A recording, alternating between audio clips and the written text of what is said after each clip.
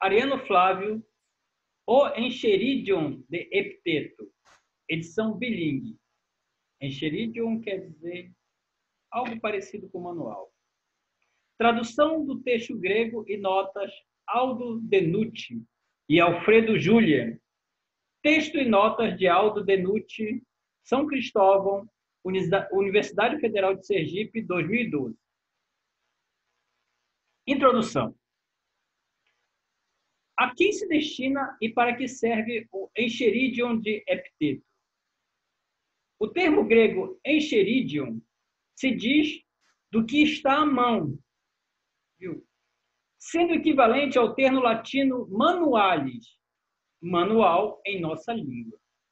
Então, encheridio quer dizer, na realidade, algo que está à mão.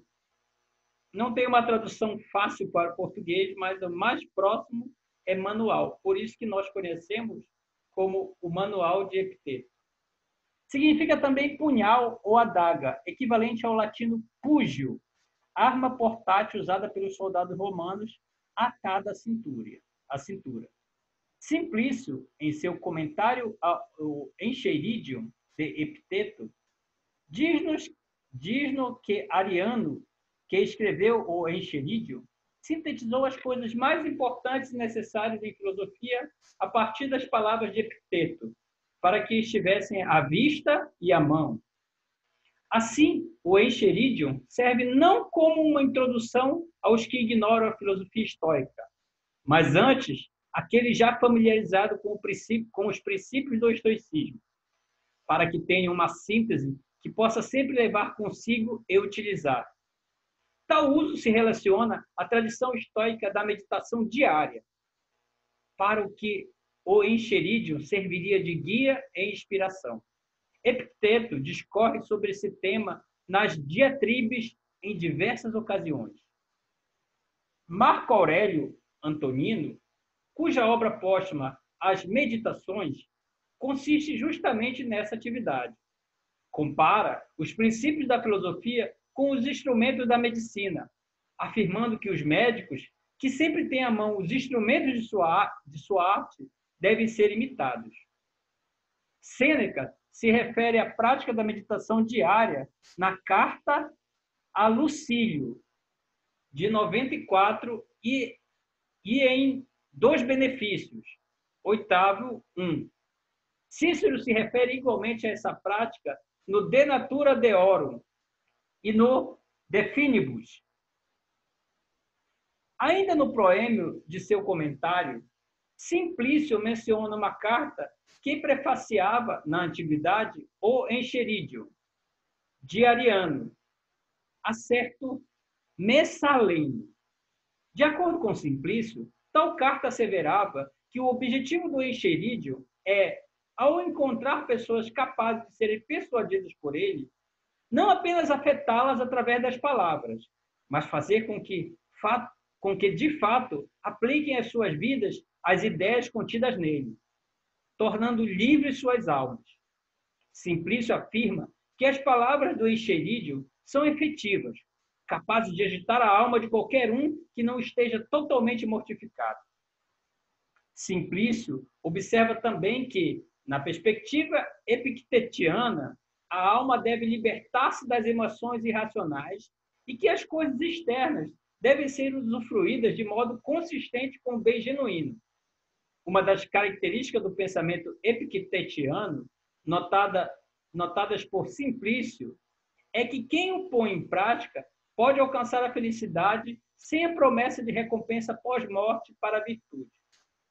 Como salienta Simplício,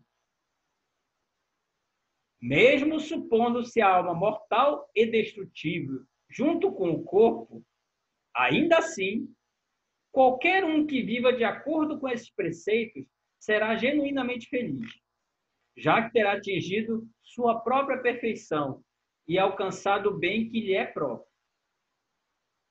Simplício, notando que as palavras do Enchiridion são enérgicas e gnômicas, mantendo entre si certa relação e ordem lógica, objetivando a arte que retifica a vida humana e elevando a alma humana ao seu próprio valor, observa que o Enchiridion não se remete nem ao asceta, nem ao homem teórico, que se distanciam das coisas do corpo, mas visa o homem que tem o corpo como instrumento e que deseja ser um genuíno ser humano, almejando reconquistar a nobreza de sua ancestralidade, com a qual Deus agraciou os homens. Quanto a isso, diz-nos Simplício: alguém assim deseja ardentemente que sua alma racional viva como ela é por natureza, governando o corpo e transcendendo, usando não como uma parte coordenada, mas como um instrumento. Simplício ressalta ainda que no Echerídio, Epicteto parte da tese sustentada por Sócrates no primeiro Alcibíades, segundo a qual o genuíno ser humano é uma alma racional que usa o corpo como um instrumento. Simplício assim formaliza tal argumento de Sócrates no primeiro Alcibíades. 1. O homem usa suas mãos para trabalhar. 2. Quem usa algo se distingue daquilo que usa como instrumento. 3. Ora, é necessário que o homem seja ou o corpo ou a alma, ou combinação de ambos. Mas se a alma governa o corpo e não o contrário, o homem não é o corpo e nem, pela mesma razão, é a combinação de ambos. 4. Disso discorre que o corpo não se move por si mesmo, e é um cadáver, pois é a alma que o move. 5. Consequentemente, o corpo tem status de instrumento em relação à alma. Sobre a divisão em capítulos do Encherídio de Epicteto. Botter, 1999, observa que há 3 modos básicos de dividir o texto do Encherídio. O inaugurado pela edição de Haloander, 1529, que divide o texto em 62 capítulos. O introduzido por Wolff, em 1560, que divide o texto em 79 capítulos. E o de Upton, em 1741, que divide o texto em 52 capítulos. Este último é seguido por Schweighauser, que divide ainda o capítulo 50 em 2, perfazendo ao todo 53 capítulos. Tal é a divisão que prevalece em todas as edições subsequentes. Botter, 1999, mantém a divisão em números de Schweighauser, embora subdividindo 4 capítulos em 2, capítulos 5, 14, 19 e 48. Botter observa que a subdivisão do capítulo 5 é sustentada de modo unânime pela tradição, que a subdivisão do capítulo 14 é sustentada por Simplício, e a subdivisão do capítulo 19 é sustentada por quase toda a tradição, e que apenas por Simplício o capítulo 48 é apresentado como único. O capítulo 33 constitui um caso especial. Embora muitas de suas seções sejam apresentadas como capítulos diferentes em diversos manuscritos, Botter, por considerar tratar-se tal capítulo de um todo coerente, apresenta-o como um só. O texto grego estabelecido por Botter. A edição do texto estabelecido por Gerhard Botter, do Encheiridion de Epicteto, preenche uma lacuna de séculos quanto aos estudos epictetianos. Segundo a ortodoxia, digamos que vamos dizer, é um pensamento que é uníssono entre um grupo de pessoas. Epicteto nada escreveu. Tudo que nos chegou de seu pensamento se deve ao seu discípulo Flávio Ariano. Os 4 livros das diatribes de Epicteto e, é claro, o Encheiridion de Epicteto, Botter comenta que, enquanto nas diatribes podemos ouvir Epicteto falando-nos em voz viva, no Encheiridion nos deparamos com preceitos estoicos dispostos explicitamente, além de síntese de várias partes das diatribes. Botter observa que, durante o período bizantino, o Encheiridion merece 3 paráfrases cristãs que nos chegaram. Uma de Pseudonilo, outra intitulada Paráfrases Cristiana e outra ainda, o Enchiridium Christianum, descoberta por Michel Spanout, no Códice Vaticanus 2231. O Enchiridium foi traduzido pela primeira vez para o latim por Niccolo Perotti em 1450. Tradução seguida por aquela de Angelo Poliziano em 1479. O texto foi pela primeira vez editado em grego por Haloander em 1529, seguido por Hieronymus Wolff em 1560. Edições essas que foram tomadas como parâmetro pelos estudiosos nos 2 séculos seguintes.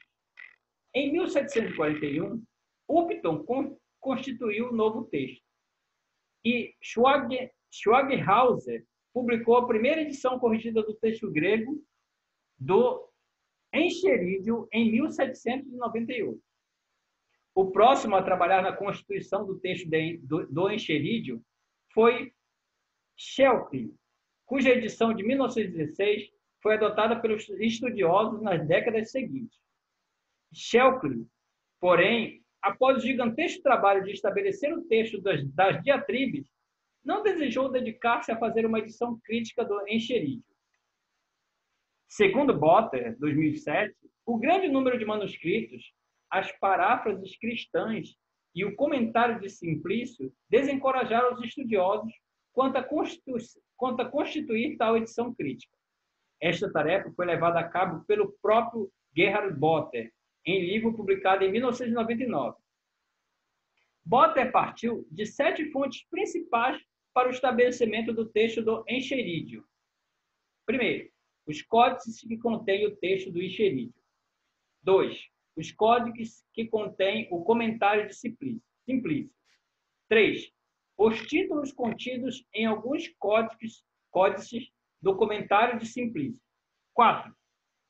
Os títulos suplementares contidos em alguns códices do comentário de Simplício. 5. Os trechos das diatribes, dos quais Ariano fez síntese que adicionou ao Enchiridium. 6. Citações do Enchiridium, feitas por autores antigos de séculos posteriores. 7. As 3 paráfrases cristãs. Segundo Botter, 2007, há exatamente 59 códices contendo o Enchiridium, sendo que nenhum deles é anterior ao século XIV. Os códices contendo as paráfrases cristãs são bem mais antigos. Alguns datam do século X e XI, o que evidencia que, durante o período bizantino, as paráfrases cristãs despertavam mais interesse que o próprio Enchiridium de Epicteto.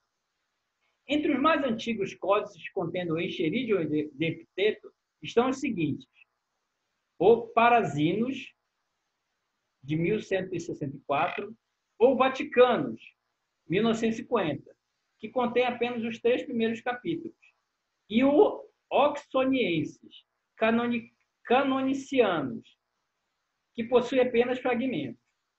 Os códices do Enchiridium de Epicteto dividem-se em 2 famílias.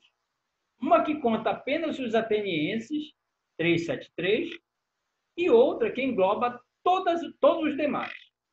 A primeira família é complementada pelos títulos suprimidos pelo Códices Vaticanos, no qual se encontra o comentário de Simplício. Quanto aos códices do comentário de Simplício, remetemos o leitor a Hadot, que realizou uma edição crítica de tal obra. Botter observa que Simplício, ao comentar Epicteto, nem sempre é fiel aos termos que este último utilizava. Do que se conclui que, embora não se deva negligenciar o testemunho de Simplício, é preciso utilizá-lo com cautela. Quanto aos títulos presentes em alguns códices do comentário de Simplício, Botter informa que, originalmente, apenas o início dos capítulos era posto à frente de cada comentário. Porém, em alguns códices, nos 2 primeiros capítulos, encontra-se o texto da paráfrases cristiana. No terceiro, os textos do Enchiridium e da paráfrases cristiana se confundem.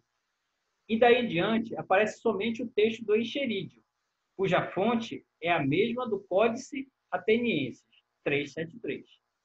Além dessas fontes, temos os livros das diatribes de Epicteto, a partir das quais, como já observamos acima, Ariano confeccionou o Encherídio.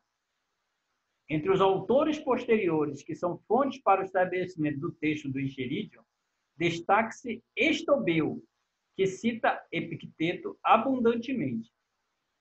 Há também autores patrísticos, entre os séculos II e VI, que tratam do Encherídio, como Eusébio, Ambrósio, Basílio Magno, Doroteus de Gaza, Procópio de Gaza e Sinésio. Esses últimos autores em nada contribuem para o estabelecimento do Encherídio, exceto no que se refere ao 8º capítulo, discutido por Basílio, Doroteus e Procópio.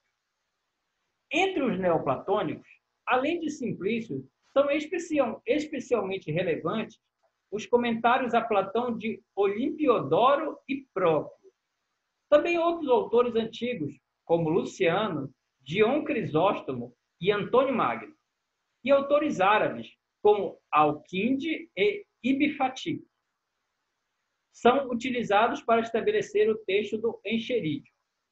Por fim, temos as 3 paráfrases cristãs do Encherídio de Epicteto. A paráfrase do Pseudonilo, composta em data incerta, foi atribuída a Nilo, porque em alguns códices ela aparece entre as obras deste último. É lavrado entre esses vaticanos otobonianos, foi lavrado entre 1563 e 1564. Seu texto mais antigo encontra-se no Códice Marcianus, 131, lavrado no século XI. Esta paráfrase consiste, na verdade, do Encherídio como uma série de interpolações, sobretudo nos capítulos onde Epicteto afirma teses contrárias à ortodoxia cristã, capítulos 32, 33 e 52. O autor também substitui os exemplos de Epicteto por nomes cristãos, como Paulo, no lugar de Sócrates, no capítulo 51. Também oiteoi, os deuses, é substituído por Hotheos, o Deus, ao longo do texto. Os códices da paráfrase cristiana, composta algum tempo antes do ano 950, subdividem-se em 2 famílias, das quais uma consiste somente do Códice Laurentianus, 55.4, e a outra dos demais. O Códice Vaticanus, 2231, que contém um único exemplar conhecido do Encherídio cristiano, descoberto, como observamos acima, foi por Spaneute, foi lavado entre os anos 1337 e 1338. Seguimos em nossa tradução o texto estabelecido por Botter. Cotejamos nosso trabalho com as melhores traduções disponíveis, dando especial atenção às de Nicholas P. White, Jean-Baptiste Gourinat e Pierre Hardot. Fim da introdução.